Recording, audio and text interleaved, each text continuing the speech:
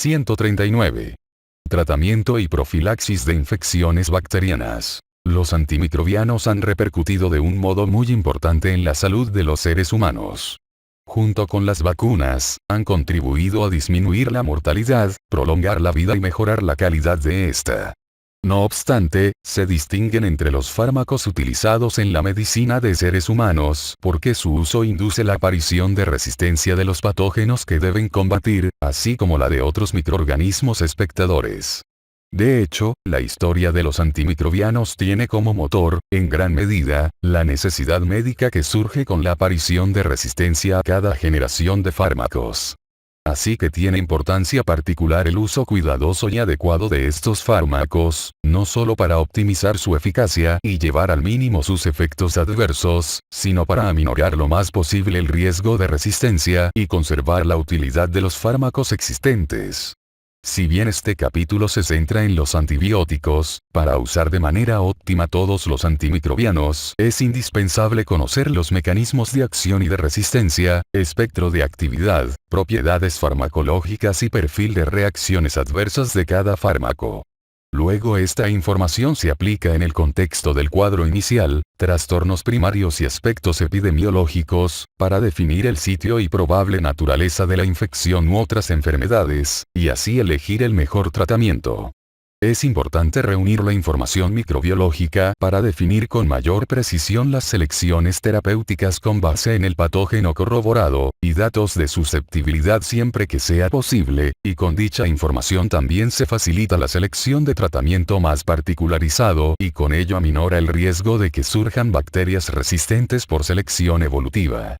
La duración del tratamiento se determina en función de la naturaleza de la infección y la respuesta del paciente al tratamiento, y en este sentido los estudios clínicos ofrecen información valiosa, cuando se dispone de ellos, a sabiendas de que es menos probable que los ciclos más breves induzcan resistencia que los más prolongados.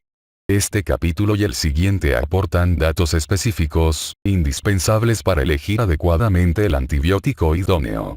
Los mecanismos de acción de los antibacterianos se analizan a detalle en este capítulo, en tanto que el capítulo 140 revisa los mecanismos de resistencia implicados. Un resumen de ambos sobre los grupos más comunes se aprecia en el cuadro 139.1, y la figura 139.1 presenta un esquema de los sitios de acción antibiótica. Mecanismos de acción. Los sitios en que actúan los antibióticos utilizados en medicina clínica incluyen múltiples componentes esenciales de las estructuras y el metabolismo de las bacterias, y la interacción del fármaco con el sitio destinatario de acción origina la inhibición de la proliferación y la réplica bacteriana, efecto bacteriostático, o la destrucción de la bacteria, efecto bactericida.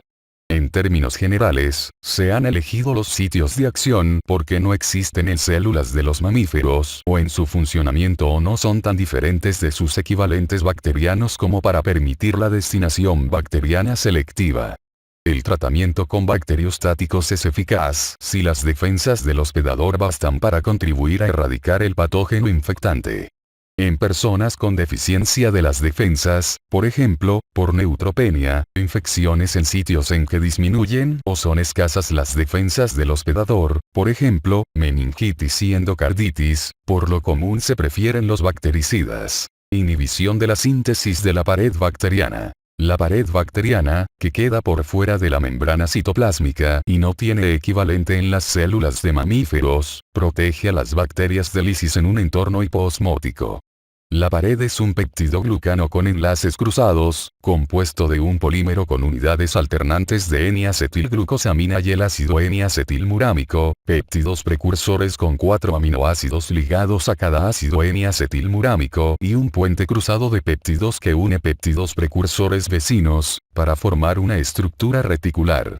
Algunas fases de la síntesis de peptidoglucanos sirven de sitio de acción de los antibióticos. La inhibición de la síntesis de la pared por lo común origina un efecto bactericida vinculado con la lisis del microorganismo. Dicho efecto es consecuencia del bloqueo de la formación de nueva pared, pero también de la acción irrestricta de las enzimas remodeladoras en la pared, llamadas autolisinas, que separan al peptidoglucano como parte de la proliferación normal de la pared celular.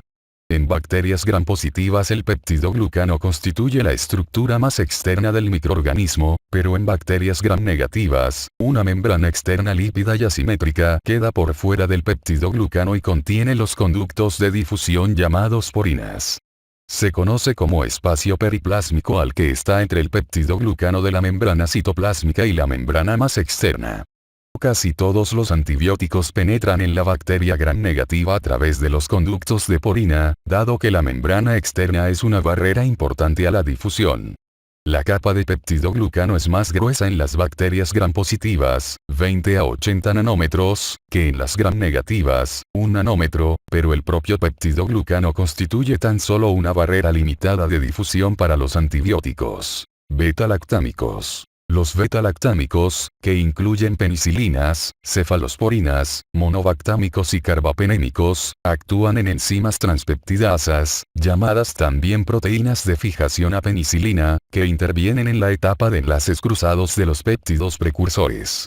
Los inhibidores de las beta-lactamasas, enzimas que pueden degradar beta-lactamasas, se utilizan combinados con algunos beta-lactámicos con el fin de ampliar su espectro de actividad. Glucopéptidos y lipoglucopéptidos. Los glucopéptidos, que incluyen vancomicina y teicoplanina, así como los lipoglucopéptidos, que comprenden la telavancina, dalbavancina y oritavancina, se unen a los dos residuos de alanina terminales del péptido original, proceso que dificulta la glucosiltransferasa que participa en la polimerización de las unidades N-acetilglucosamina, ácido N-acetilmurámico, así como las transpeptidasas. La vancomicina también se une al lípido 2 intermediario que suministra las subunidades precursoras de la pared celular. La unión adicional de teicoplanina, telavancina, dalbavancina y oritavancina a la membrana citoplásmica bacteriana contribuye a su mayor potencia. Los beta-lactámicos y los glucopéptidos interactúan con sus objetivos en la región externa de la membrana citoplásmica. Bacitracina, tópica, y fosfomicina. Estos fármacos interrumpen las fases enzimáticas en la generación de precursores peptidoglucanos en el citoplasma. Inhibición de la síntesis proteínica. Casi todos los inhibidores de la síntesis de proteínas en la bacteria actúan en los ribosomas de esta última, cuya diferencia de los ribosomas eucarióticos permite la acción antibacteriana selectiva. Algunos de los inhibidores se ligan a la subunidad ribosómica 30 Svedberg y otros a la subunidad 50 Svedberg.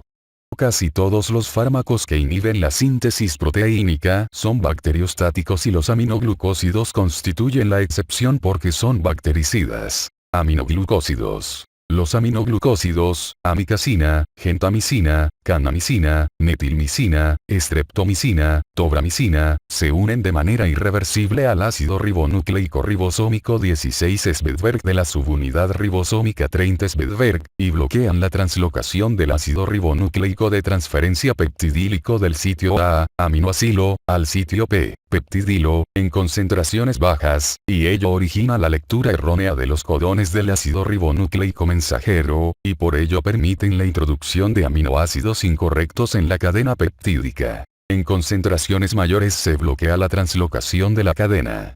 La captación de aminoglucósidos por el microorganismo depende del gradiente electroquímico a uno y otro lados de la membrana bacteriana. En un medio anaerobio dicho gradiente es pequeño y, en consecuencia, disminuye la captación y la actividad de los aminoglucósidos. La espectinomicina es un antibiótico vinculado al aminociclitol, que también se une a ácido ribonucleico ribosomal 16 Svedberg de la subunidad ribosómica 30 Svedberg, pero en un sitio diferente. Este fármaco inhibe la translocación de la cadena peptídica en crecimiento, pero no desencadena la lectura errónea del codón, y genera solo un efecto bacteriostático. Tetraciclinas y glicilciclinas. Las tetraciclinas, doxiciclina, minociclina y tetraciclina, se unen de manera reversible al ácido ribonucleico ribosomal 16 Svedberg de la subunidad ribosómica 30 Svedberg y bloquean la unión del ácido ribonucleico de transferencia aminoacilo al sitio ribosómico aminoacilo y con ello inhiben la elongación del péptido. El transporte activo de las tetraciclinas al interior de la bacteria, pero no a las de células de mamíferos, contribuye a la selectividad de estos fármacos.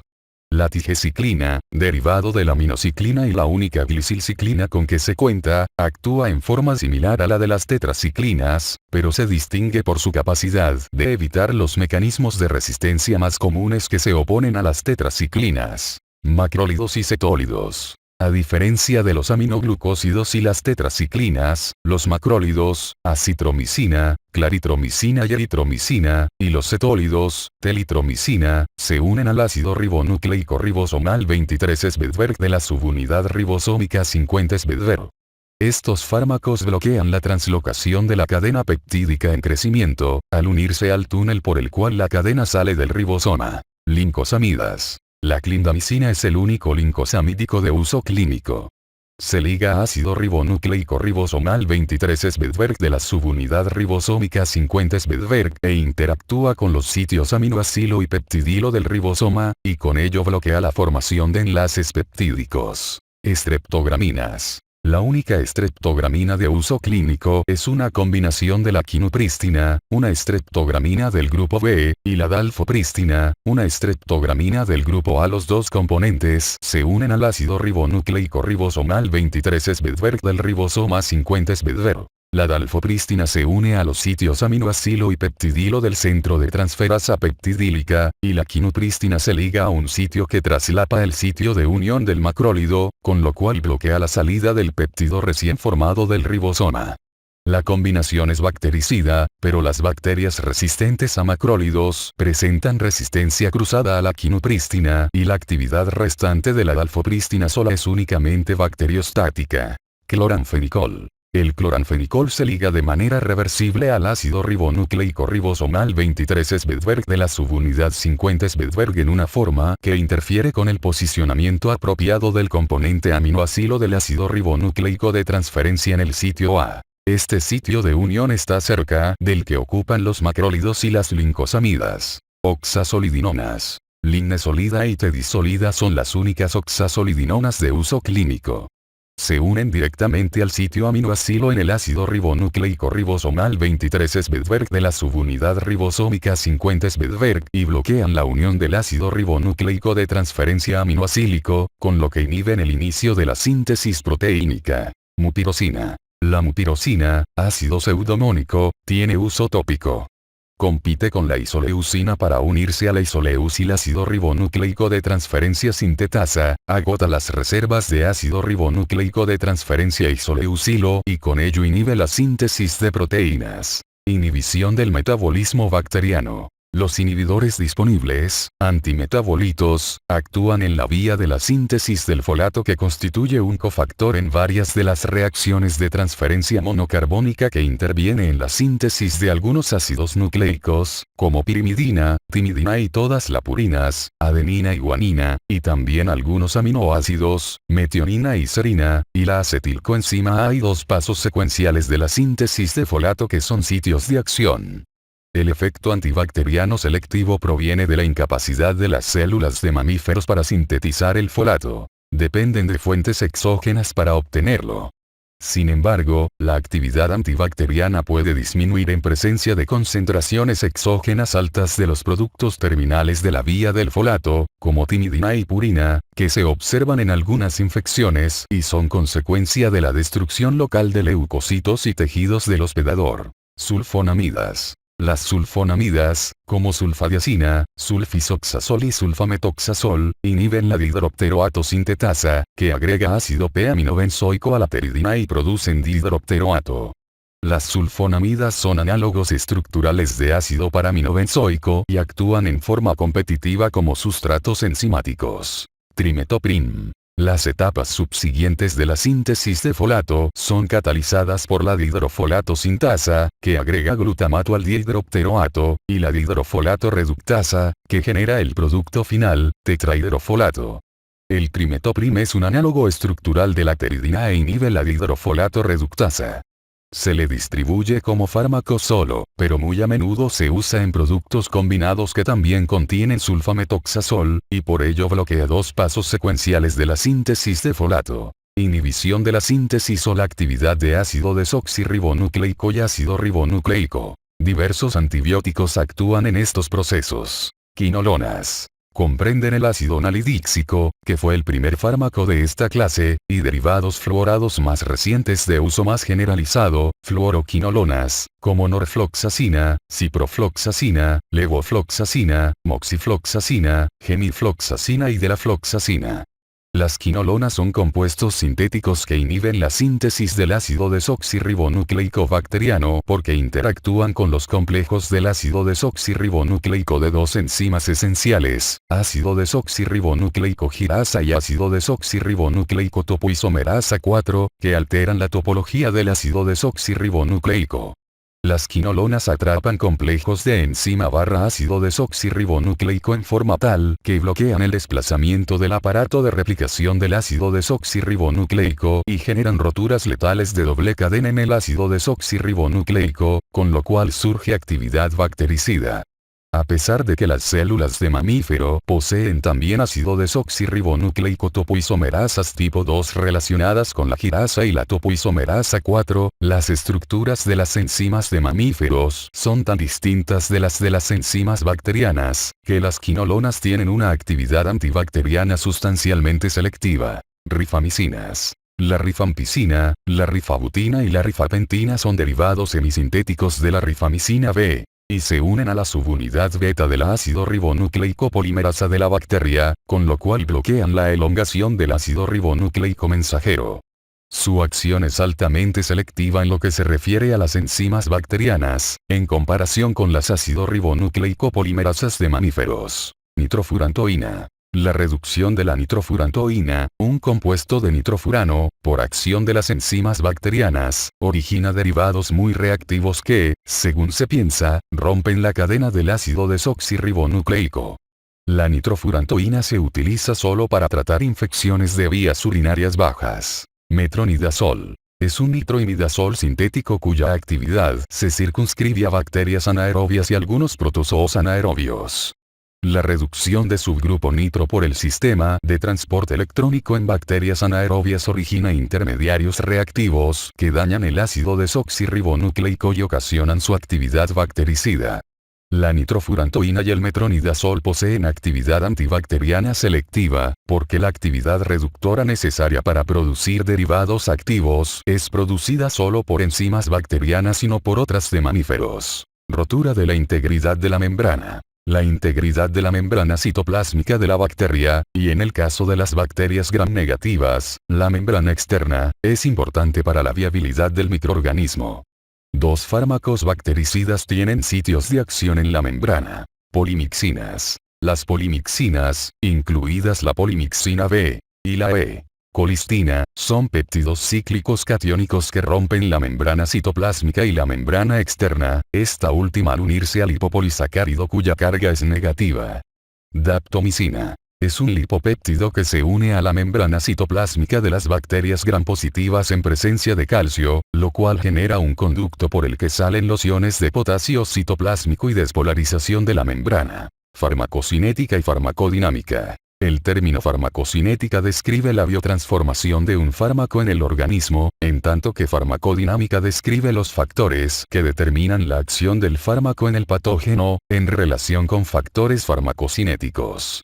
Es necesario conocer los principios que rigen estas dos funciones para la selección eficaz de medicamentos, su dosificación y la prevención de efectos tóxicos. Farmacocinética. El proceso de biotransformación de fármacos consiste en 4 fases principales: absorción, distribución, metabolismo y excreción, que rigen el curso cronológico de las concentraciones séricas del medicamento, y después, las concentraciones en otros tejidos y líquidos corporales. Absorción. Cuando se administra un fármaco por una vía particular, se define la absorción como el porcentaje de la dosis que llega a la circulación general.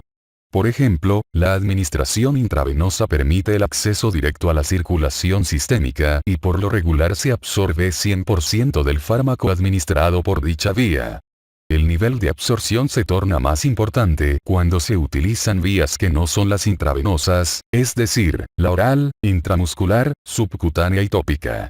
Se denomina biodisponibilidad al porcentaje del fármaco que se absorbe. Entre los ejemplos de antibióticos con una gran biodisponibilidad oral están metronidazol, levofloxacina y linezolida.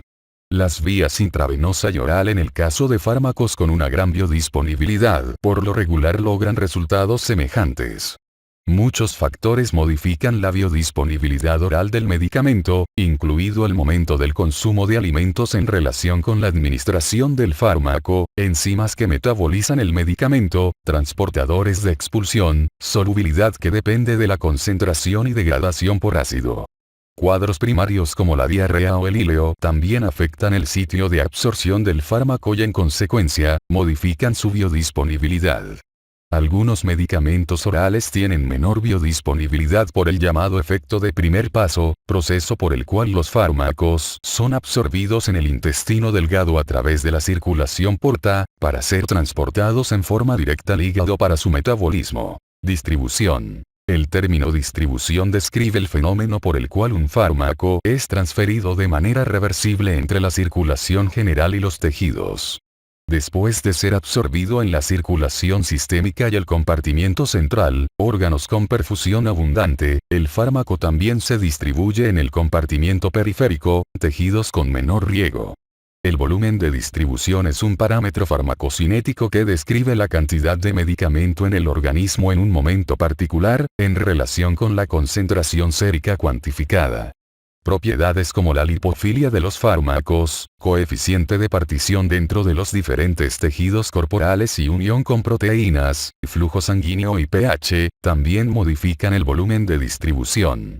Los fármacos con un volumen de distribución pequeño se circunscriben a algunas áreas dentro del cuerpo, típicamente, el líquido extracelular, en tanto los que tienen un volumen de distribución mayor penetran de forma extensa en tejidos de todo el organismo. Los antibióticos se unen a proteínas séricas, y se describe a un fármaco particular como muy unido o poco unido a proteínas. Solo el fármaco sin unir, libre, es activo y está disponible para ejercer sus efectos antibióticos. Por ejemplo, la tigecyclina está muy unida a proteínas y tiene también un volumen de distribución grande, por lo que las concentraciones séricas de dicho fármaco libre son bajas. Metabolismo. El metabolismo es la transformación química que hace el organismo de un medicamento, y tiene lugar en varias áreas. El hígado es el órgano que participa con mayor frecuencia. Los fármacos son metabolizados por enzimas, pero los sistemas enzimáticos tienen una capacidad finita de metabolizar un fármaco que sirva de sustrato. Si el medicamento se administra en una dosis en la cual la concentración no excede la rapidez de metabolismo, entonces el proceso metabólico por lo regular es lineal. Si la dosis rebasa la cantidad que puede metabolizarse, el medicamento puede acumularse y dar origen a posibles efectos tóxicos. Los fármacos son metabolizados por medio de reacciones de fase 1 o 2. En las reacciones de fase 1, el medicamento se torna más polar por medio de desalquilación, hidroxilación, oxidación y desaminación. La polaridad facilita la eliminación del fármaco del cuerpo. Las reacciones de fase 2, que incluyen glucuronidación, sulfación y acetilación, originan compuestos más grandes y más polares que los originales. Las dos fases por lo común inactivan el fármaco original, pero algunos se tornan más activos. El sistema de enzimas citocromo P450, KIP, es el encargado de las reacciones de fase 1 y por lo común se le localiza en el hígado. Citocromo P450 3A4 es una subfamilia frecuente dentro de dicho sistema, la cual se encarga de la mayor parte del metabolismo del fármaco. Los antibióticos pueden ser sustratos, inhibidores o inductores de la enzima citocromo P450 particular. Los inductores, como la rifampicina, aumentan la producción de enzimas citocromo P450 y, en consecuencia, incrementan el metabolismo de otros fármacos. Los inhibidores, como quinupristina-dalfopristina, disminuyen la actividad enzimática, o entran en competencia por el sustrato de citocromo P450, y, en consecuencia, aumentan la concentración del medicamento interactuante. Excreción. El término excreción describe los mecanismos por los cuales el organismo elimina los fármacos. En este fenómeno pueden intervenir uno o varios mecanismos. La depuración renal es el mecanismo de excreción más común y consiste en la eliminación por medio de filtración glomerular, secreción tubular o difusión pasiva. Algunos productos son eliminados en forma extrarrenal y en este fenómeno interviene el árbol biliar o el intestino. La excreción también modifica la semivida de un fármaco, es decir, el tiempo necesario para que la concentración sanguínea de un medicamento disminuya a la mitad. Esta cifra varía de minutos a días. Se necesitan 5 a 7 semividas para que el medicamento llegue a un estado de equilibrio dinámico cuando se administran dosis múltiples en un lapso menor que la propia semivida. La semivida y la depuración global de un fármaco se pueden prolongar si hay deterioro del órgano encargado de la depuración. Las personas con deficiencia renal o hepática necesitan ajuste de dosis que tenga en cuenta el retraso de la eliminación y evite efectos tóxicos por acumulación del fármaco. Por ejemplo, el imipenem se depura de manera predominante por medio de filtración glomerular, y en casos de disfunción renal suele aumentarse el intervalo entre una y otra dosis para compensar el incremento de la semivida. Farmacodinámica. Este término describe la relación entre las concentraciones séricas que determinan la eficacia del fármaco y las que producen sus efectos tóxicos. En cuanto a los antibióticos, la farmacodinámica se centra en el tipo de exposición al medicamento necesaria para lograr el efecto antibacteriano óptimo en relación con la concentración inhibidora mínima, que es la concentración más baja que inhibe el crecimiento de un microorganismo en una situación estandarizada de laboratorio. El efecto antibacteriano por lo regular guarda relación con uno de los parámetros siguientes. 1. Proporción de la concentración sérica máxima con concentración inhibitoria mínima. 2. Proporción del área debajo de la curva de concentración / tiempo, con concentración inhibitoria mínima. O 3. Duración de las concentraciones por arriba de concentración inhibitoria mínima, figura 139, 2. En el caso de fármacos cuya acción destructora depende de la concentración, como lo denota tal calificativo, cuanto mayor sea la concentración del medicamento, mayor será la extensión y rapidez de destrucción bacteriana. Los aminoglucósidos concuerdan con el modelo proporción de la concentración sérica máxima con concentración inhibitoria mínima de actividad farmacodinámica, y una concentración sérica máxima particular suele ser la meta para lograr la destrucción óptima. Las fluoroquinolonas son ejemplos de antibióticos en los cuales la proporción del área debajo de la curva de concentración / tiempo, con concentración inhibitoria mínima es el elemento que permite anticipar su eficacia.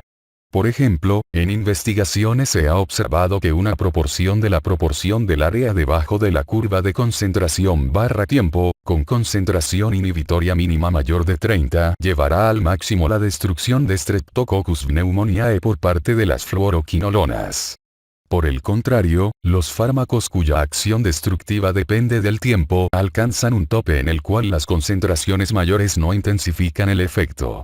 En vez de ello, estos fármacos son activos contra bacterias solo cuando la concentración del medicamento rebasa la concentración inhibitoria mínima.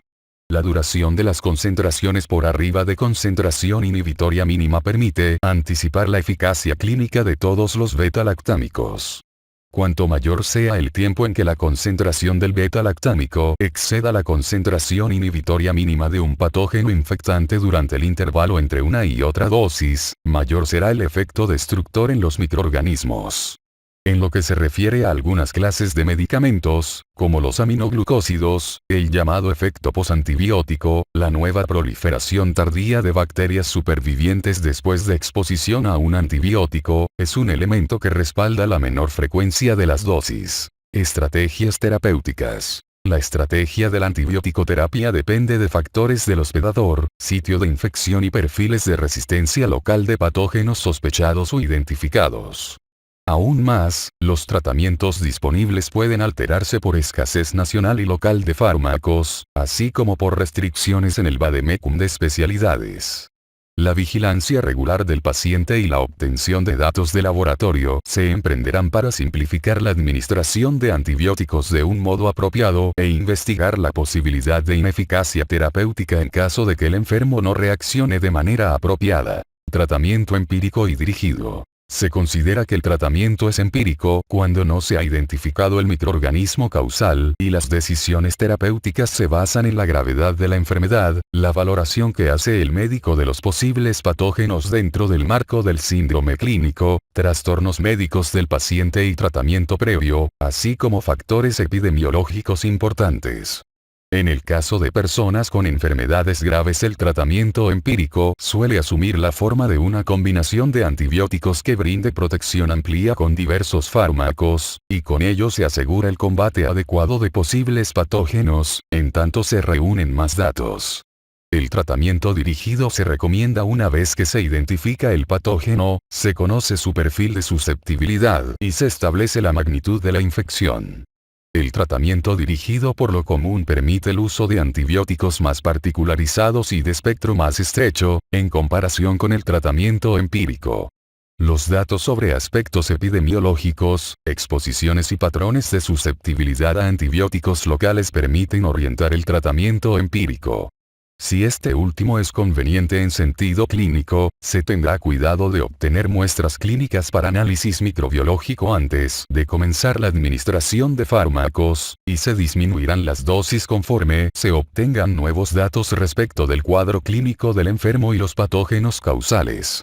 Disminuir las dosis en tanto se llega al momento del tratamiento dirigido reduce riesgos innecesarios para el paciente y también el peligro de que aparezca resistencia a antibióticos. Sitio de infección. El sitio de la infección es un factor importante en la administración de antibióticos, en gran medida por las diferentes capacidades de los medicamentos de penetrar y lograr concentraciones adecuadas en sitios particulares del cuerpo.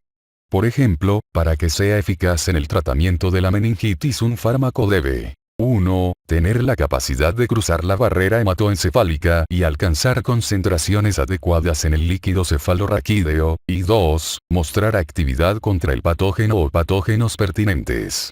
La dexametasona, administrada junto con la primera dosis de un antibacteriano o 15 a 20 minutos antes de ella, mejora los resultados en pacientes con meningitis bacteriana aguda, pero su uso puede aminorar la penetración de algunos antibióticos, como la vancomicina, en el líquido cefalorraquídeo. En este caso se agrega rifampicina porque la dexametasona no disminuye su penetración. Las infecciones en otros sitios donde los patógenos están protegidos de las defensas normales del hospedador o la penetración del antibacteriano no es óptima, son osteomielitis, prostatitis, infecciones intraoculares y abscesos. En estos casos se debe tener en cuenta las formas de administración del fármaco, por ejemplo, inyecciones intravítreas, así como la utilidad de intervenciones para drenar, desbridar o, en todo caso, disminuir las barreras que impiden que el tratamiento antibacteriano sea eficaz. Factores del hospedador. Deben tenerse en cuenta factores del hospedador, como su función inmunitaria, embarazo, alergias, edad, funciones renal y hepática, interacciones farmacológicas, cuadros coexistentes y exposición laboral o social. Disfunción inmunitaria. Las personas con déficit de la función inmunitaria que aminora su respuesta a la infección bacteriana, por signos como neutropenia, inmunidad deficiente de tipo humoral y ausencia de vaso, quirúrgica o funcional, están expuestas a un mayor riesgo de infección bacteriana grave. El tratamiento de estos pacientes debe ser enérgico y a menudo amplio en las fases tempranas de la infección sospechada, mientras se obtienen los resultados de los estudios microbiológicos.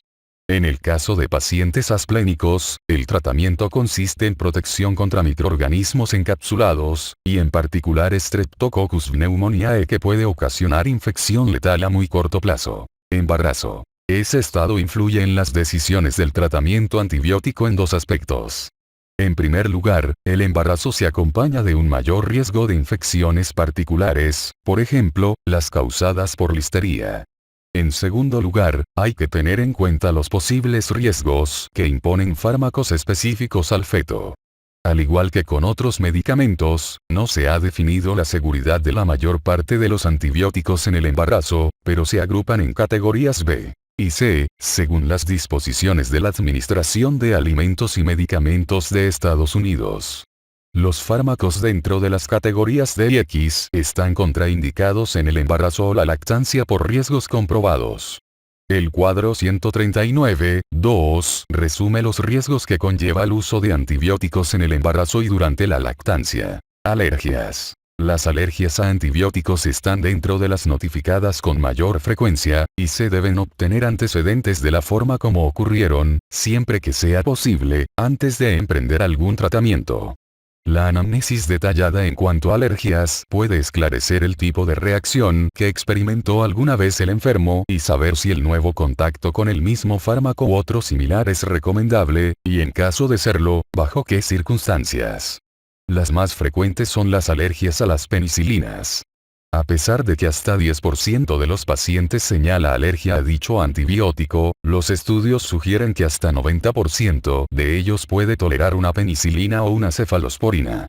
Es importante diferenciar las reacciones adversas, cuadro 139.3, de las alergias verdaderas, para hacer una selección apropiada de los antibióticos. Interacciones farmacológicas. A menudo los pacientes reciben otros medicamentos que interactúan con los antibióticos. El cuadro 139.4 presenta un resumen de las interacciones más comunes, según la clase de antibióticos. Exposiciones. Las exposiciones de tipo laboral y social pueden aportar pistas hacia la identidad de los patógenos posibles. Cuando sea pertinente deben incluirse en la anamnesis preguntas respecto de la exposición a contactos con enfermos, animales, insectos y agua, junto con los sitios de residencia y viajes. Otros factores del hospedador. En la elección y programación del tratamiento, algunas de las consideraciones importantes son la edad, las funciones renal y hepática, así como enfermedades concomitantes. Es importante ajustar la dosis de acuerdo con estos factores. En personas con disminución de la absorción por vía oral o en quienes esta no es confiable, se puede preferir la administración intravenosa para asegurar que se alcancen las concentraciones sanguíneas adecuadas del fármaco y que el producto antibacteriano llegue al sitio de infección. Duración del tratamiento. En casi todas las situaciones clínicas, se debe programar la duración del tratamiento, sea empírico o dirigido. Las guías que sintetizan las publicaciones disponibles y la opinión de expertos aportan recomendaciones sobre esta duración, con base en el microorganismo infectante, órgano o sistema y factores del paciente. Por ejemplo, la Asociación Americana del Corazón publicó guías avaladas por la Sociedad de Enfermedades Infecciosas de América respecto del diagnóstico, la administración de antibióticos y el tratamiento de complicaciones de la endocarditis infecciosa. Hay guías semejantes elaboradas por la Sociedad de Enfermedades Infecciosas de América respecto de la meningitis bacteriana, infecciones de vías urinarias, incluso si se deben a la presencia de un catéter, infecciones intraabdominales, neumonía y otras infecciones de origen intrahospitalario y extrahospitalario, infecciones de la piel y tejidos suaves, y otras. Ineficacia del tratamiento. Si el paciente no reacciona al tratamiento, las investigaciones a menudo deben incluir la obtención de más muestras para estudios microbiológicos y de imagen, según convenga. El hecho de que la persona no responda pudiera ser consecuencia de que el régimen antibacteriano no actuó en el microorganismo causal primario, de que apareció resistencia durante el tratamiento o de que hay un foco de infección en un sitio en el cual el fármaco sistémico prácticamente no penetró. Algunas infecciones también exigen intervenciones quirúrgicas para ser curadas, como el caso de abscesos grandes o mionecrosis. La fiebre por reacciones alérgicas a fármacos en ocasiones complica la valoración de la respuesta del enfermo al tratamiento antibacteriano. Orientación de expertos. Entre algunos sitios de Internet con información y orientación actualizada se cuentan los siguientes. Johns Hopkins APSCUIDE, www.hopkins-apsguide.org. Sociedad de Enfermedades Infecciosas de América Practice Guidelines, http://www.itsociety.org/practice guidelines/. Center for Disease Dynamics, Economics and Policy Resistance Map, https://resistancemap. FDEP.org. Centers for Disease Control and Prevention Antibiotic/Antimicrobial Resistance, www.cdc.gov/drug resistance/. Uso clínico de los antibióticos. La aplicación clínica de antibióticos es orientada por el espectro del fármaco y la identidad del patógeno sospechado o identificado. El cuadro 139, 5 lista infecciones contra las cuales antibióticos específicos se encuentran entre los medicamentos de elección, junto con los patógenos correspondientes y datos de susceptibilidad. Las tasas de resistencia de microorganismos específicos son dinámicas, y deben tenerse en cuenta cuando se eligen los antibióticos. Las tasas de resistencia a nivel nacional sirven como referencia, pero el dato de consulta más útil para el médico es el antibióticograma más reciente del laboratorio local, que aporta detalles sobre los patrones de resistencia en la localidad, a menudo cada año o cada semestre. Beta-lactámicos. La clase de antibióticos beta-lactámicos consiste en penicilinas, cefalosporinas, carbapenémicos y monobactámicos. El término beta-lactámico refleja el anillo lactámico tetrámero de los fármacos que constituye su estructura central. Su espectro de actividad se rige por las diferentes cadenas laterales que tienen los fármacos de esta familia. Todos los beta-lactámicos ejercen efecto bactericida porque inhiben la síntesis de la pared bacteriana. Estos fármacos se clasifican en microbicidas dependientes del tiempo, y en consecuencia, su eficacia clínica se relaciona mejor con la magnitud del intervalo entre una y otra dosis, durante el cual los niveles del fármaco permanecen por arriba de la concentración inhibitoria mínima correspondiente al microorganismo patógeno. Penicilinas e inhibidores de beta-lactamasa. La penicilina, el primer beta-lactámico, fue descubierta en 1928 por Alexander Fleming. Las penicilinas naturales, como la G, muestran actividad contra bacterias gram positivas y gram negativas que no producen beta-lactamasa, anaerobios y algunos cocos gram negativos. La penicilina G se utiliza contra infecciones por estreptococos susceptibles a ella y la meningitis por neumococos y meningococos, la endocarditis por enterococos y la sífilis.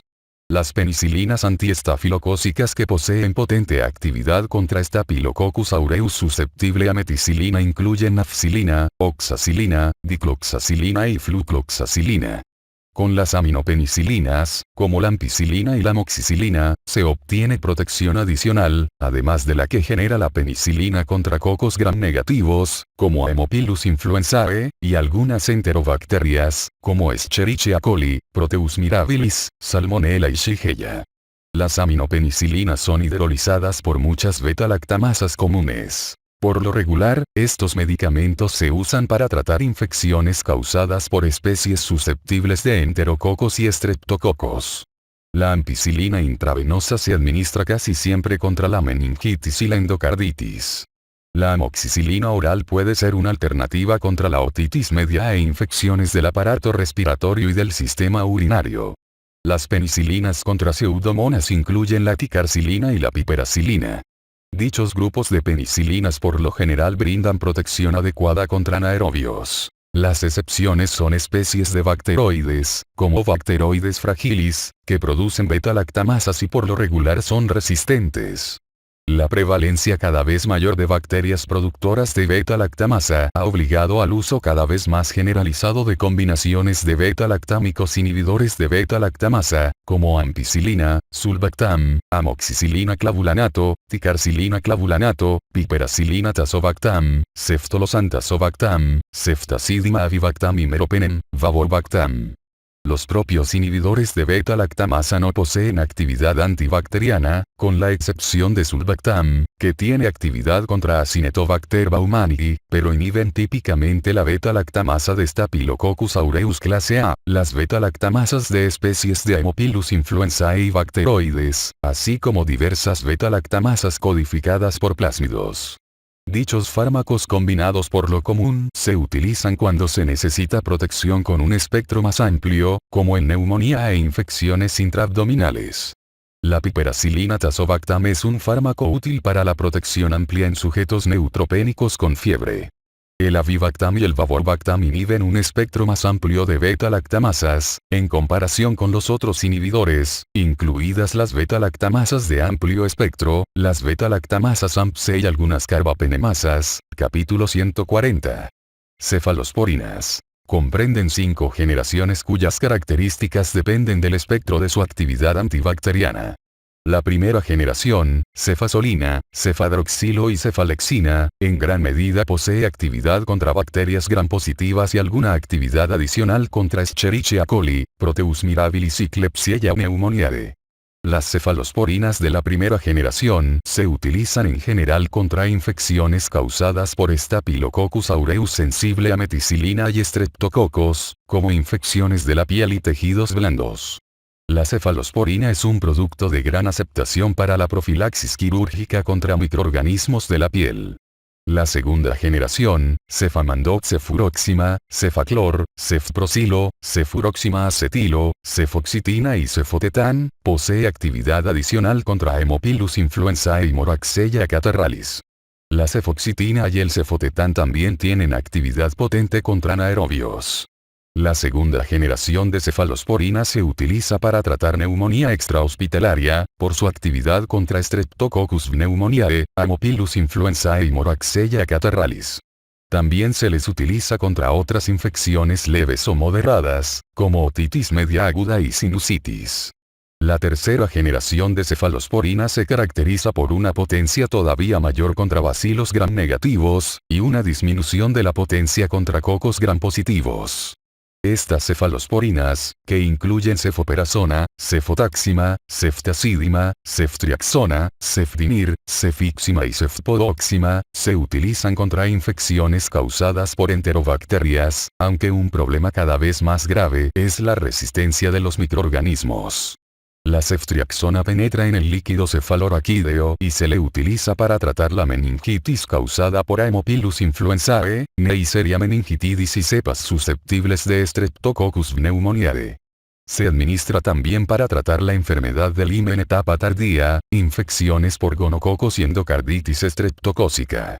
Es importante destacar que la ceftazidima es la única cefalosporina de tercera generación que muestra actividad contra Pseudomonas aeruginosa, pero no la tiene contra bacterias gram-positivas. Dicho fármaco se utiliza a menudo contra infecciones pulmonares en casos de fibrosis quística, meningitis posquirúrgica y neutropenia febril.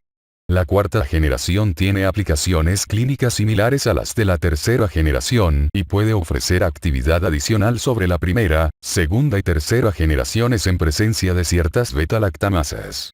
Estos medicamentos se pueden utilizar en casos de bacteriemia, neutropenia febril e infecciones intraabdominales y del sistema urinario. La ceftarolina, una cefalosporina de quinta generación, difiere de sus congéneres porque tiene actividad adicional contra Staphylococcus aureus resistentes a meticilina, que es resistente a todos los demás beta-lactámicos. La actividad contra gram negativos de la ceftarolina es similar a la de las cefalosporinas de tercera generación, pero no incluye a Pseudomonas aeruginosa. La ceftarolina puede usarse contra neumonías adquiridas en la comunidad y en infecciones cutáneas, y datos nuevos respaldan su uso en infecciones más graves, como la bacteriemia. Las reacciones adversas a la ceftarolina han incluido respuestas de hipersensibilidad y neutropenia. El ceftolosantazobactam y la ceftazidima avibactam son nuevas combinaciones de inhibidores de cefalosporina beta-lactamasa con actividad contra bacterias gram negativas, que incluyen pseudomonas y algunos anaerobios. Ambos fármacos se han estudiado en infecciones intraabdominales complicadas e infecciones complicadas del aparato urinario. Se cree que el ceftolosantazobactam es estable frente a muchos microorganismos productores de beta-lactamasa de espectro extendido debido al componente de tazobactam. La adición de avibactam a la ceftazidima produce un medicamento de combinación con actividad contra los microorganismos productores de AMP-C, beta-lactamasa de espectro extendido y carbapenemasas de Klebsiella pneumoniae. Estas combinaciones de inhibidores de cefalosporina beta-lactamasa pueden tener eficacia clínica en infecciones gram negativas resistentes a múltiples fármacos carbapenémicos. Los carbapenémicos, que incluyen doripenem, imipenem, meropenem y ertapenem, generan una protección más viable contra cepas que contienen beta-lactamasa de espectro extendido. Todos los carbapenémicos muestran actividad amplia contra cocos gram positivos, bacilos gram negativos y anaerobios, y ningún fármaco de este grupo es activo contra Staphylococcus aureus resistente a meticilina, pero todos muestran actividad contra Staphylococcus aureus sensible a meticilina, especies de Streptococcus y enterobacterias. El ertapenem es el único carbapenémico que tiene escasa actividad contra Pseudomonas aeruginosa y Acinetobacter. El imipenem es activo contra Enterococcus faecalis susceptible a penicilina, pero no contra Enterococcus faecium. Los carbapenémicos no son activos contra enterobacterias, que contienen carbapenemasas. Stenotropomonas maltophilia y algunas especies de Bacillus son intrínsecamente resistentes a los carbapenémicos, a causa de una carbapenemasa que depende de zinc. La adición de Bavorbactam al meropenem produce la inhibición de beta-lactamasa SAMPC, beta-lactamasa de espectro extendido y carbapenemasas de Klebsiella pneumoniae. Monobactámicos. El único monobactámico es el Astreonam. Su actividad se circunscribe a bacterias gram negativas e incluye Pseudomonas aeruginosa y muchas otras enterobacterias. Dicho fármaco es inactivado por beta-lactamasa de espectro extendido y carbapenemasas. El uso principal del Astreonam es servir como fármaco alternativo en vez de penicilinas, cefalosporinas o carbapenémicos, en personas con alergia grave a beta-lactámicos. El Astreonam muestra similitud estructural con la ceftazidima y debe utilizarse con cautela en personas con alergia grave a esta última. Suele utilizarse en neutropenia febril e infecciones intraabdominales. Reacciones adversas a beta-lactámicos. Se sabe que los fármacos dentro de esta clase tienen algunos efectos adversos. Son comunes los que se observan en el tubo digestivo y en particular la diarrea, pero las reacciones de hipersensibilidad constituyen el efecto adverso más frecuente de estos fármacos. La gravedad de las reacciones va desde erupciones hasta anafilaxia, pero la frecuencia de reacciones anafilácticas verdaderas es solo de 0,05%. La persona con una reacción acelerada mediada por inmunoglobulina E a un beta-lactámico aún puede recibir otro fármaco de la misma categoría, pero se debe tener cuidado de elegir uno con una cadena lateral diferente y un mínimo grado de reactividad cruzada. Por ejemplo, las cefalosporinas de segunda, tercera y cuarta generaciones y los carbapenémicos presentan muy poca actividad cruzada en sujetos con alergia a la penicilina. El Astreonam es el único beta-lactámico que no produce reactividad cruzada con el grupo de penicilinas. En casos de alergia grave, la desensibilización al beta-lactámico indicado, reestimulación graduada, y la vigilancia estricta pueden estar justificadas si las otras opciones con antibióticos no son idóneas. En ocasiones excepcionales, los beta-lactámicos producen enfermedad del suero, síndrome de Stevens-Johnson, nefropatías, reacciones hemáticas y neurotoxicidad. Al parecer, la neutropenia está vinculada con dosis altas o con el uso prolongado. Dicha complicación y la nefritis intersticial causada por este tipo de fármacos por lo común muestran resolución una vez que se interrumpe su empleo. El imipenem y la cefepima conllevan un mayor riesgo de convulsiones, pero es probable que se trate de un efecto de la clase y guarde relación con dosis altas o dosis que no se ajustan en casos de deficiencia renal. Glucopéptidos y lipoglucopéptidos. La vancomicina es un antibiótico glucopéptido activo contra estafilococos, incluidos los Staphylococcus aureus resistente a meticilina y los coagulasa negativos, Streptococos, incluido Streptococcus pneumoniae, y Enterococos. No presenta actividad contra microorganismos gram negativos. La vancomicina también es activa contra especies de Bacillus, Corynebacterium heikellium, Listeria monocytogenes y anaerobios gram positivos, como Peptostreptococcus, Actinomyces, Clostridium y especies de Propionibacterium. Este antibiótico tiene importantes usos clínicos. Se le utiliza contra infecciones graves causadas por Staphylococcus aureus resistente a meticilina, como la neumonía asociada a los centros de atención de la salud, bacteriemia, osteomielitis y endocarditis. Suele utilizarse contra infecciones de piel y tejidos blandos. La vancomicina oral no se absorbe a nivel sistémico y se le reserva para tratar la infección por Clostridium difficile. También constituye una alternativa en el tratamiento de infecciones causadas por Staphylococcus aureus sensible a meticilina en personas que no toleran los beta-lactámicos. Un aspecto que genera cada vez más preocupación es la resistencia a la vancomicina. No es inusual identificar cepas de Staphylococcus aureus con sensibilidad intermedia y enterococos resistentes a vancomicina. La vancomicina al parecer es un microbicida que depende de la concentración y la proporción del área debajo de la curva de concentración/tiempo, con concentración inhibitoria mínima constituye el elemento que permite anticipar mejor su eficacia, figura 139, 2.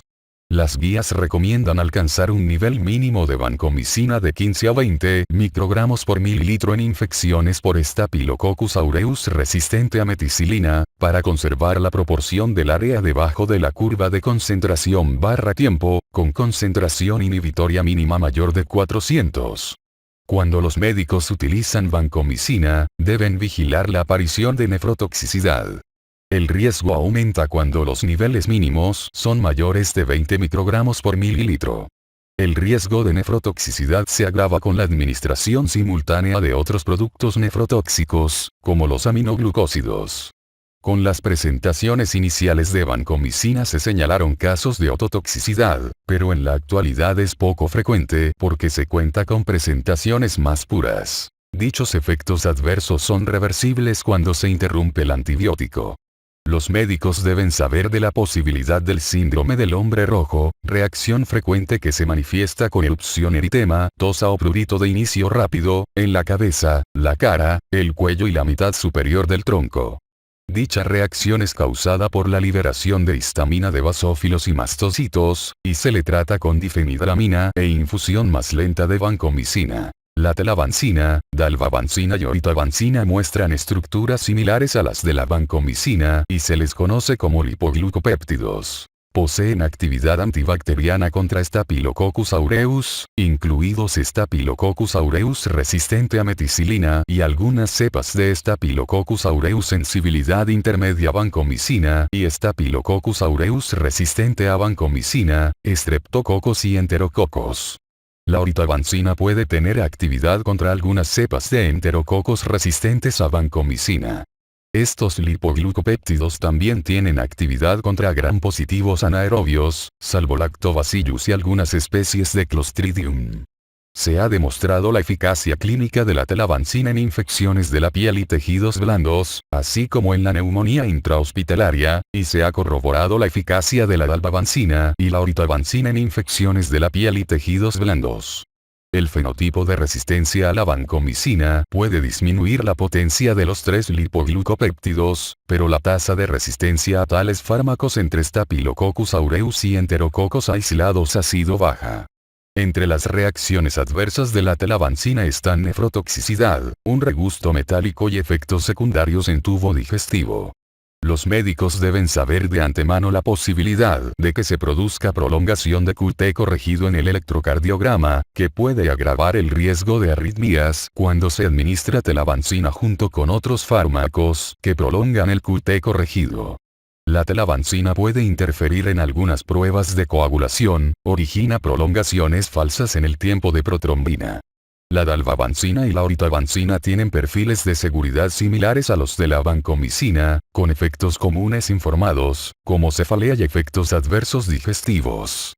Estos glucolipopéptidos deben administrarse con precaución en personas con reacciones de hipersensibilidad a la vancomicina, ya que es factible la aparición de alergia cruzada. Lipopéptidos. La daptomicina es un antibiótico lipopéptido activo contra una gran diversidad de microorganismos gram-positivos. Muestra actividad contra estafilococos, incluidos Staphylococcus aureus resistente a meticilina y Staphylococcus coagulasa negativos, Streptococcus y Enterococos. La daptomicina conserva su actividad contra enterococos que se han tornado resistentes a la vancomicina. Además, es activa contra Bacillus, Corynebacterium, Peptostreptococcus y especies de Clostridium.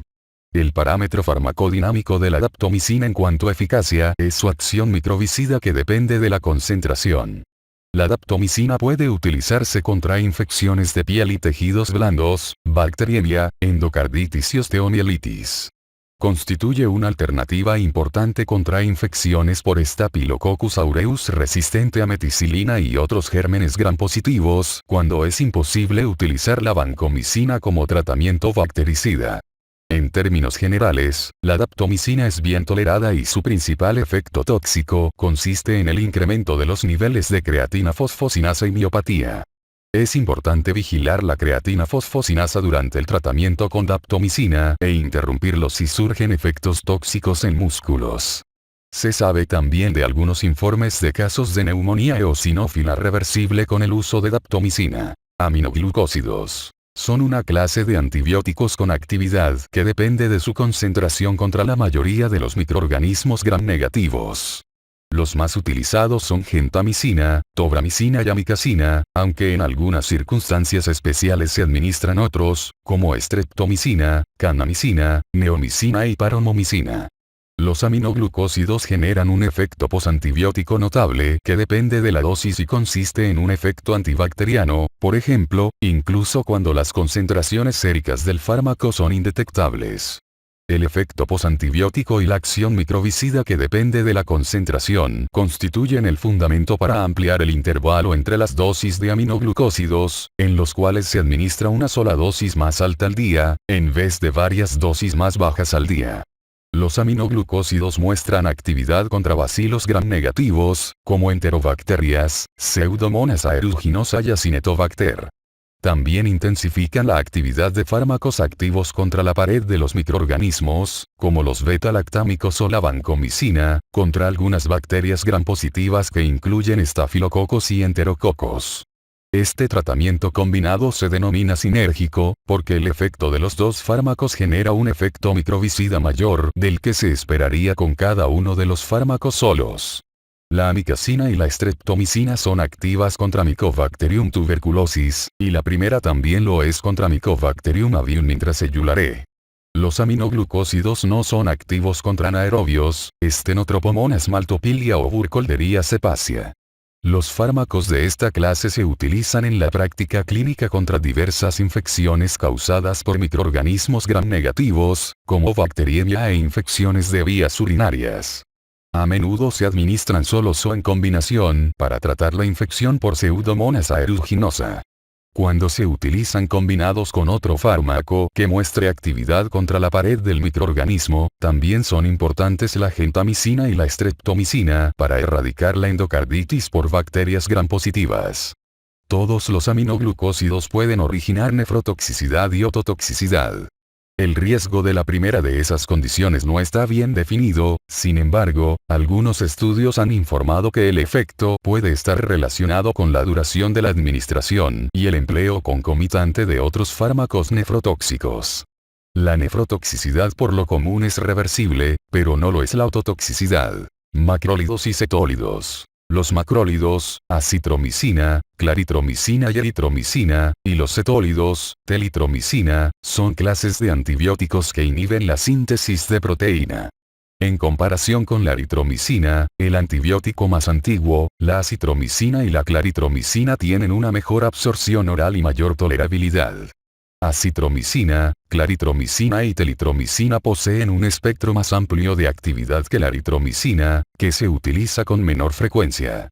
Estos fármacos suelen utilizarse en el tratamiento de infecciones de las vías respiratorias altas y bajas causadas por Streptococcus pneumoniae, Haemophilus influenzae, Moraxella catarrhalis y microorganismos atípicos, como Chlamydia pneumoniae, Legionella pneumopila y Mycoplasma pneumoniae. También se usan en la faringitis por estreptococos del grupo en personas alérgicas a la penicilina, en infecciones por micobacterias no tuberculosas, por ejemplo, las causadas por Mycobacterium marinum y Mycobacterium chelonae, y también en la profilaxis y el tratamiento de infección por Mycobacterium avium intracellulare en personas infectadas por virus de inmunodeficiencia humana/SIDA y en combinación contra la infección por Helicobacter pylori y Bartonellosis. Las enterobacterias, especies de Pseudomonas y de Acinetobacter, son intrínsecamente resistentes a los macrólidos como consecuencia de la disminución de la permeabilidad de la membrana, aunque la citromicina es activa contra patógenos gram negativos que causan diarrea. Los principales efectos adversos de dicha clase de fármacos incluyen náusea, vómito, diarrea y dolor abdominal, prolongación del intervalo QT corregido, exacerbación de la miastenia grave y acúfenos. La acitromicina se ha vinculado de manera específica con un mayor riesgo de muerte, en particular en personas con cardiopatías subyacentes, ante el riesgo de prolongación del intervalo QT corregido y la taquicardia ventricular polimorfa en entorchado, torsades despointes. La eritromicina, la claritromicina y la telitromicina inhiben las enzimas citocromo P450 3A4 hepáticas farmacometabolizadoras y pueden hacer que aumenten las concentraciones de los medicamentos administrados en forma simultánea, que incluyen benzodiazepinas, estatinas, warfarina, ciclosporina y tacrolimus. La acitromicina no inhibe la fracción citocromo P450 3A4 y, por consecuencia, no genera interacciones con estos fármacos. Clindamicina. La clindamicina es un antibiótico lincosamídico con acción bacteriostática contra algunos microorganismos, y bactericida contra otros. Se utiliza más a menudo para combatir infecciones bacterianas causadas por anaerobios, como Bacteroides fragilis, Clostridium perfringens, especies de Fusobacterium, Prevotella melaninogenicus y especies de Peptostreptococcus, así como Staphylococcus y Streptococcus susceptibles. La clindamicina se utiliza para tratar infecciones odontológicas, abscesos pulmonares por anaerobios e infecciones de piel y tejidos blandos.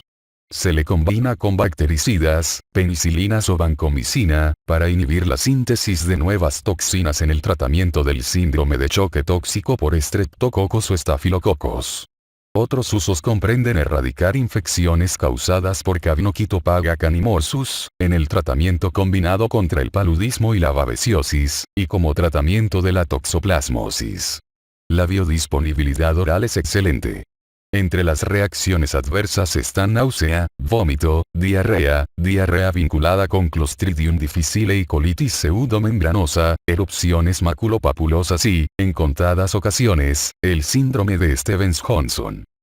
Tetraciclinas y glicilciclinas. Las tetraciclinas, doxiciclina, minociclina y tetraciclina, y las glicilciclinas, tigeciclina, inhiben la síntesis de proteínas y son bacteriostáticas. Tienen amplios usos en clínica.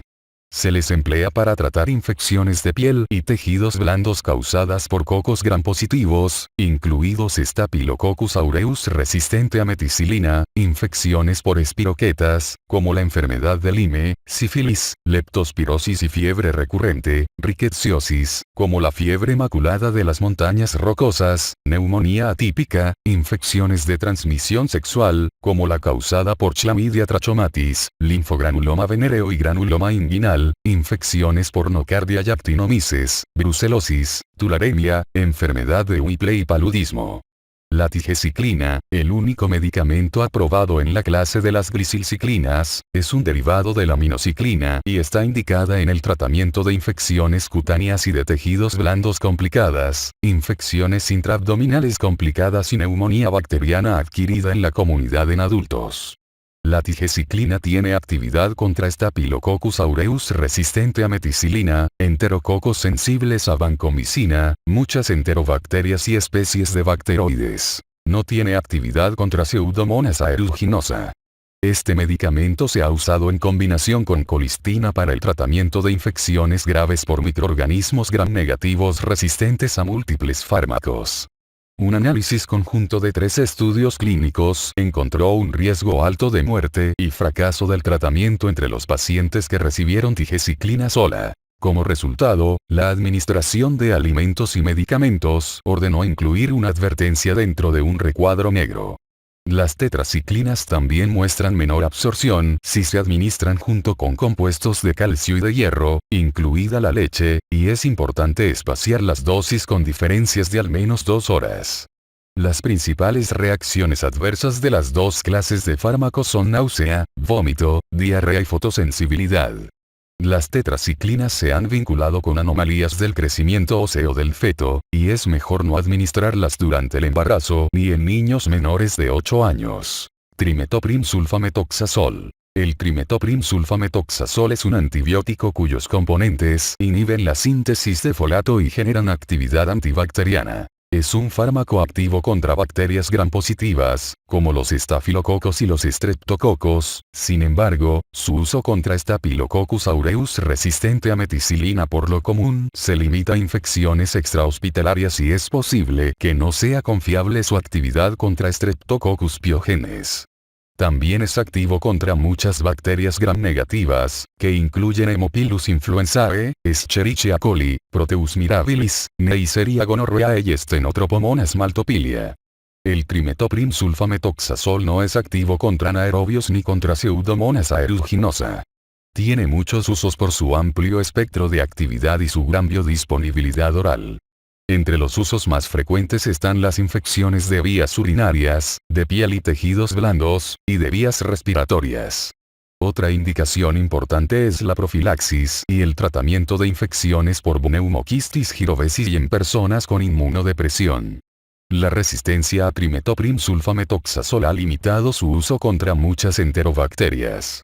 Las tasas de resistencia entre las cepas de Escherichia coli aisladas en orina se acerca a 25% en Estados Unidos.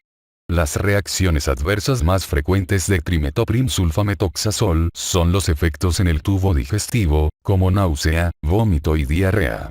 Además, la erupción es una reacción alérgica frecuente e impide a veces el uso ulterior de otras sulfonamidas. Con el empleo prolongado puede surgir leucopenia, trombocitopenia y granulocitopenia. El trimetoprim-sulfametoxazol también origina nefrotoxicidad, hiperpotasemia e hiponatremia, que son más frecuentes con dosis altas.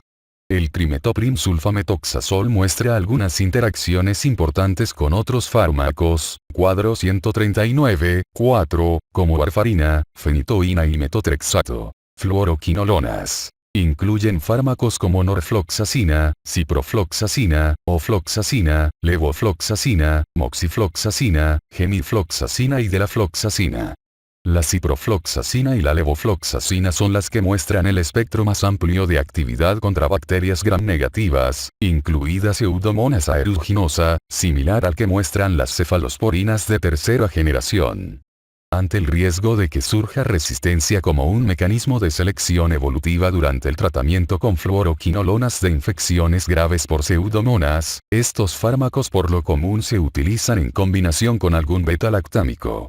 La levofloxacina, moxifloxacina, gemifloxacina y delafloxacina tienen actividad adicional contra gram-positivos, que incluyen Streptococcus pneumoniae y algunas cepas de Staphylococcus aureus sensible a meticilina, y se utilizan para tratar la neumonía de origen extrahospitalario.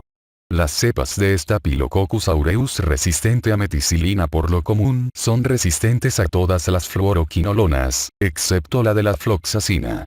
La moxifloxacina se usa como un componente de regímenes de segunda línea contra la tuberculosis resistente a múltiples fármacos.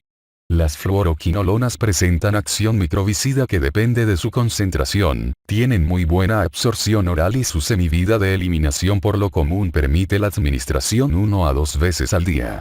La administración oral conjunta con compuestos que contienen concentraciones altas de aluminio, magnesio o calcio puede disminuir la absorción de las fluoroquinolonas.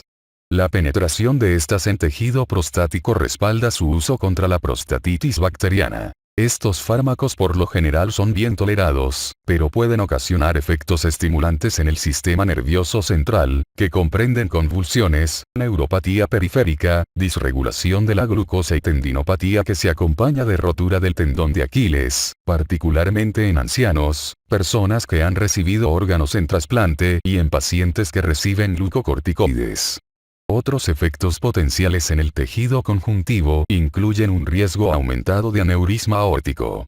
Con el uso de quinolona se ha observado empeoramiento de la miastenia grave. La moxifloxacina origina una prolongación moderada del intervalo QT corregido y debe usarse con cautela en sujetos que reciben otros medicamentos que prolongan dicho intervalo. Rifamicinas. Comprenden rifampicina, rifabutina y rifapentina. De este grupo, el producto más usado es la rifampicina. En lo que se refiere a casi todas las demás indicaciones terapéuticas, se emplea en combinación con otros fármacos para disminuir la posibilidad de que surja resistencia de alto nivel contra la rifampicina. Se emplea más bien en el tratamiento de infecciones por micobacterias y específicamente como elemento básico de la combinación contra la infección por Mycobacterium tuberculosis o como medicamento único para tratar infección latente por dicho microorganismo. Además, a menudo se emplea para tratar infecciones por micobacterias no tuberculosas. La rifampicina se utiliza en regímenes por combinación para tratar infecciones estafilocócicas, en particular endocarditis en prótesis valvulares, e infecciones óseas por dispositivos retenidos. Es un componente de las combinaciones contra la brucelosis, con la doxiciclina, y la lepra, con la dapsona contra la lepra tuberculoide y con la dapsona y la clofazimina contra la enfermedad lepromatosa.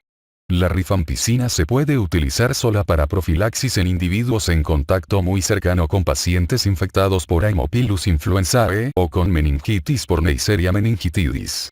El fármaco tiene una excelente biodisponibilidad oral, que aumenta cuando se ingiere con el estómago vacío. La rifampicina genera varios efectos adversos, que incluyen incremento de los niveles de aminotransferasas, 14%, erupciones, 1 a 5%, y trastornos de vías digestivas, como náusea, vómito y diarrea, 1 a 2%. Sus muchas interacciones de importancia clínica con otros medicamentos, cuadro 139, 4, obligan a que el médico emprenda una revisión minuciosa de los fármacos que ha recibido el paciente, antes de comenzar el uso de rifampicina, y así valorar la seguridad y la necesidad de vigilancia adicional que incluya los niveles farmacológicos. Metronidazol. Se utiliza para tratar infecciones bacterianas por anaerobios y también las causadas por protozoos, como amebosis, giardiosis, tricomoniasis.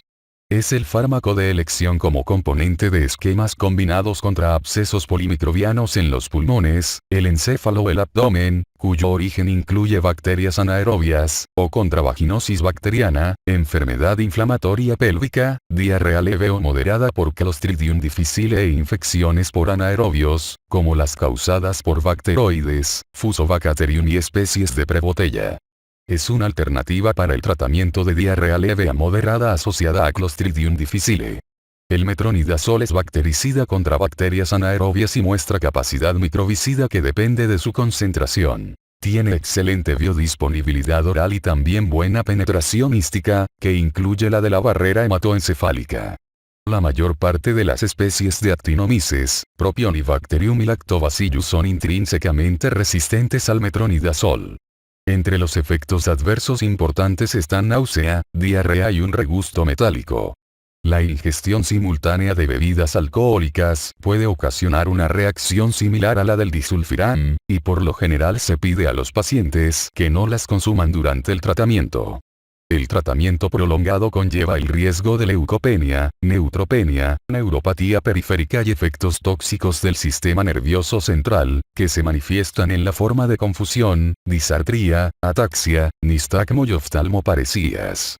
Por medio del efecto del metronidazol en la enzima farmacometabolizante citocromo P450-2C9, su administración simultánea con warfarina puede hacer que disminuya el metabolismo y se intensifiquen los efectos anticoagulantes, lo cual obliga a vigilancia estricta.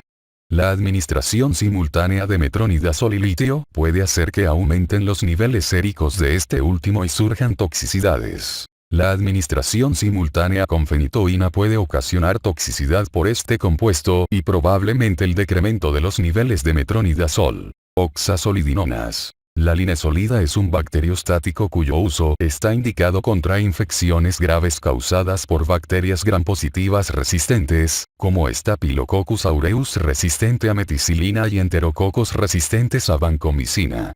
La resistencia intrínseca de bacterias gram-negativas es mediada fundamentalmente por bombas de expulsión endógenas.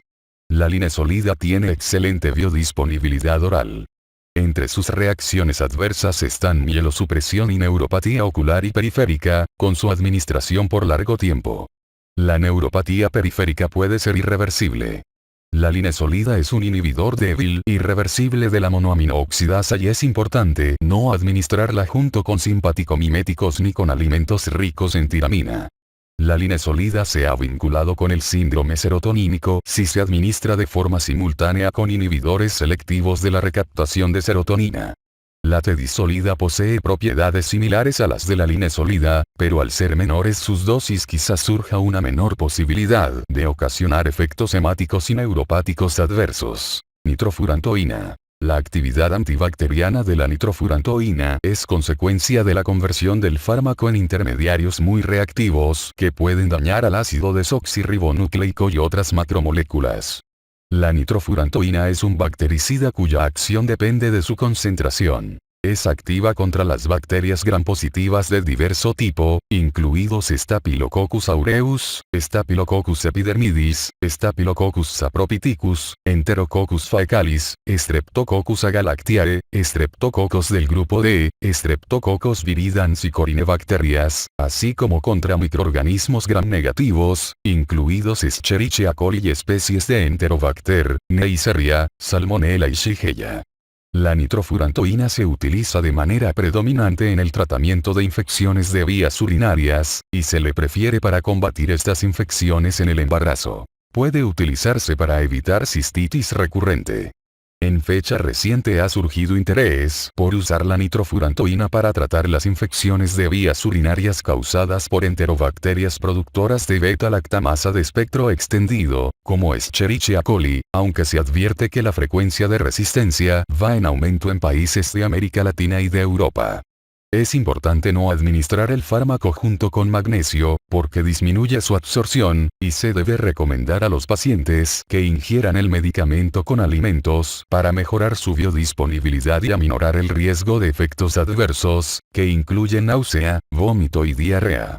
La nitrofurantoína también puede ocasionar fibrosis pulmonar y hepatitis farmacoinducida. El riesgo de reacciones adversas aumenta con la edad, por lo que no se recomienda en ancianos. Las personas con deficiencia de glucosa, 6-fosfato deshidrogenasa muestran un riesgo grande de anemia hemolítica por nitrofurantoína. Polimixinas. La colistina y la polimixina B actúan al deteriorar la integridad de la membrana celular bacteriana, y muestran actividad contra patógenos no entéricos, como Pseudomonas aeruginosa y Acinetobacter baumannii, pero no contra Burkholderia. Estos fármacos también son activos contra muchas de las enterobacterias, con excepciones como Proteus, Providencia y especies de Serratia. No son activos contra bacterias gram-positivas. Las polimixinas son bactericidas y se les distribuye en presentaciones intravenosa. El colistimetato es transformado en su forma activa, colistina, en el plasma. Las polimixinas muy a menudo se utilizan contra infecciones por patógenos resistentes a otros antibióticos múltiples, como las de vías urinarias, la neumonía intrahospitalaria y las infecciones hematógenas. Se han utilizado presentaciones nebulizadas para el tratamiento coadyuvante de neumonía resistente, asociada al uso del respirador. El efecto adverso más importante es la nefrotoxicidad reversible que depende de la dosis. La neurotoxicidad, que incluye parestesias, debilidad muscular y confusión, es reversible y menos frecuente que la nefrotoxicidad. Quinupristina dalfopristina. Es miembro de la clase de las streptograminas y destruye bacterias al inhibir la síntesis proteínica. El espectro antibacteriano de la quinupristina dalfopristina incluye estafilococos, que comprenden Staphylococcus aureus resistente a meticilina, Streptococcus y Enterococcus faecium, pero no Enterococcus faecalis. Este fármaco muestra actividad contra especies de Corynebacterium y Listeria monocytogenes. La quinupristina dalfopristina no muestra actividad fidedigna contra microorganismos gram-negativos. Presenta capacidad microbicida que depende de su concentración, y su proporción del área debajo de la curva de concentración barra tiempo, con concentración inhibitoria mínima permite anticipar su eficacia. El uso clínico predominante de la quinupristina dalfopristina es contra infecciones por Enterococcus faecium resistente a vancomicina y otras infecciones bacterianas gram-positivas. El fármaco muestra eficacia probada en diversas infecciones, como las de vías urinarias, de huesos y articulaciones, así como bacteriemia. Los efectos adversos que surgen con la administración de quinupristina-dalfopristina comprenden reacciones vinculadas con la venoclisis, artralgias y mialgias. Estas dos últimas quizás sean tan graves que obliguen a interrumpir el medicamento. La quinupristina-dalfopristina inhibe la enzima farmacometabolizante citocromo P450 3A4 y como consecuencia surgen interacciones farmacológicas, cuadro 139, 4. Fosfomicina. La fosfomicina es un ácido fosfónico con propiedades antibióticas, que muestra mayor actividad en entornos ácidos y es excretado en su forma activa en la orina. Por eso, se le utiliza predominantemente para profilaxis y tratamiento de la cistitis no complicada. El producto se administra en una sola dosis de 3G que origina concentraciones altas en la orina incluso durante 48 horas. La fosfomicina es activa contra Staphylococcus aureus, enterococos susceptibles o resistentes a la vancomicina y una gran diversidad de microorganismos gram-negativos, que incluyen Escherichia coli, especies de Enterobacter, Serratia marcescens, Pseudomonas aeruginosa y Klebsiella pneumoniae. Es notable que la mayor parte de las enterobacterias productoras de beta-lactamasa de espectro extendido sean susceptibles a la fosfomicina. Acinetobacter baumannii y especies de Burkholderia son resistentes. No se ha observado resistencia a la fosfomicina durante el tratamiento de la cistitis, pero se ha confirmado durante el tratamiento de infecciones del aparato respiratorio y osteomielitis. Entre los escasos efectos adversos que se han notificado están náusea y diarrea. Cloranfenicol. El empleo del cloranfenicol está limitado por sus efectos tóxicos potencialmente graves. Si otros fármacos están contraindicados o son ineficaces, dicho antibiótico constituye una alternativa contra infecciones como la neumonitis causada por bacterias susceptibles, como Neisseria meningitidis, Haemophilus influenzae y Streptococcus pneumoniae. Se le ha utilizado también para tratar el carbunco, la brucelosis, las infecciones por burkholderia, clamidosis, infecciones por clostridios, ehrlichiosis, rickettsiosis y fiebre tifoidea. Entre las reacciones adversas están anemia aplásica, mielosupresión y el síndrome del recién nacido gris. El cloranfenicol inhibe las enzimas farmacometabolizantes citocromo P450 2C19 y citocromo P450 3A4, y en consecuencia aumenta los niveles de muchas clases de fármacos. Estrategias para profilaxis de infecciones. Solo en circunstancias escogidas están indicadas, cuadro 139, 6, y es importante respaldarlas con datos de estudios bien diseñados o recomendaciones de grupos de expertos. En todos los casos, el riesgo o la gravedad de la infección que se va a evitar deben ser mayores que las consecuencias adversas de los antibióticos, que incluyen la posibilidad de que surja resistencia por un mecanismo de selección evolutiva. Además, el momento y la duración del tratamiento antibacteriano deben escogerse para obtener efecto máximo y contacto mínimo necesario. La profilaxis de infecciones en sitios quirúrgicos se orienta contra bacterias que pueden contaminar la incisión durante la cirugía, que incluyen la flora cutánea del paciente o del personal quirúrgico y el aire del quirófano. La administración del antibacteriano 1 hora antes de la incisión quirúrgica es muy eficaz. En caso de intervenciones prolongadas, a veces se necesita repetir la dosis para conservar niveles eficaces en sangre y tejidos hasta que se cierre la incisión. No se recomienda aplicar dosis adicionales una vez que la incisión ha cerrado. En individuos portadores de Staphylococcus aureus en las vías nasales, la descolonización preoperatoria con mupirocina nasal aminora la frecuencia de infecciones por Staphylococcus aureus en el sitio quirúrgico y por lo regular se recomienda en caso de técnicas de alto riesgo, como la cirugía cardíaca y el implante ortopédico de dispositivos protésicos. En el caso de técnicas odontológicas antes de cualquier método, se administran antibióticos para evitar la bacteriemia transitoria y la siembra de microorganismos de algunas lesiones cardíacas de alto riesgo. La profilaxis también se utiliza en entornos no quirúrgicos en algunos pacientes que tienen infecciones recurrentes o están en peligro de infecciones graves o de una exposición específica, como el contacto cercano con una persona con meningitis meningocócica. La extensión de la profilaxis después del periodo de riesgo de infección, 24 horas en caso de cirugía, no aumenta los beneficios y puede incrementar el riesgo de resistencia por selección evolutiva o enfermedad por Clostridium difficile. Administración de antimicrobianos. Nunca ha sido mayor la necesidad de administrar los antimicrobianos de un modo racional que en esta época en que se observa una prevalencia cada vez mayor de bacterias resistentes a múltiples fármacos y un uso tan desacertado de los antimicrobianos. Capítulo 140. El término administración antimicrobiana describe la práctica de fomentar la selección del fármaco apropiado, su dosis, vía y duración del tratamiento. Los programas de fiscalización de antimicrobianos llevan a la práctica diversas estrategias para 1. Mejorar la atención del paciente por medio del uso de antimicrobianos adecuados. 2. Disminuir la aparición de resistencia en el paciente y en las poblaciones. 3. Aminorar la incidencia de efectos adversos y 4. Reducir costos. Las infecciones causadas por patógenos resistentes ocasionan morbilidad y mortalidad importantes, y también mayores costos de atención.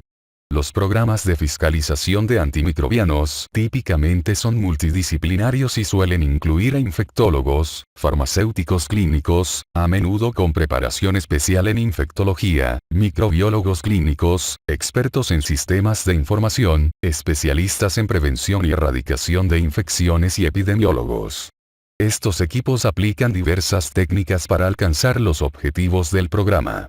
Las estrategias establecidas de los programas de administración de antimicrobianos incluyen 1. Auditoría prospectiva del uso de antimicrobianos, con intervención y retroalimentación. 2. Restricción de recetarios, y 3. Preautorización.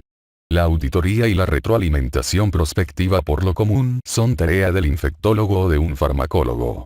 En este proceso se revisa en forma periódica que las recetas de antimicrobianos de amplio espectro, como los carbapenémicos, o productos para los que pueden existir más opciones de relación costo-efectividad, como daptomicina y ceftazidima, avibactam, sean apropiadas. En casos en que se usan los antimicrobianos, pero no existe una indicación apropiada, el personal del programa de administración interviene y recomienda otra opción al grupo primario que atiende al paciente. Dicho proceso ha logrado buenos resultados en varios estudios casi experimentales y con ello ha disminuido el uso de antibióticos de amplio espectro y también el de reacciones adversas, como el caso de infección por Clostridium difficile. La restricción de recetarios consiste en incluir un grupo reducido de antimicrobianos en los recetarios del hospital para restringir su uso indiscriminado en caso de no haber un beneficio demostrable. Dicha restricción sirve al mismo tiempo para disminuir costos. La preautorización es la práctica de exigir a los médicos que obtengan una autorización antes de utilizar antimicrobianos particulares. En Estados Unidos, la autorización se puede obtener por vía electrónica con el programa Entrada Informatizada de Órdenes de Proveedores, después de cumplir con criterios específicos de empleo o de comunicarse con un infectólogo designado por el programa de administración. Tales estrategias han permitido que disminuya el número de casos de infección por Clostridium difficile y también que mejoren los perfiles de susceptibilidad a fármacos. Las estrategias adicionales que se utilizan en situaciones específicas de la atención a la salud incluyen directrices y vías, optimización de la dosis, cambio de la vía parenteral a la vía oral, periodo de espera sin antibióticos y disminución del tratamiento. También se recomienda el registro de la indicación para la cual se prescribe cada antimicrobiano. La administración de antibióticos es un área en evolución y un ámbito de investigación cada vez más activa destinada a identificar los mejores procedimientos. La Sociedad de Enfermedades Infecciosas de América, en colaboración con otras organizaciones profesionales, ha publicado guías para la elaboración de programas institucionales de administración de antimicrobianos.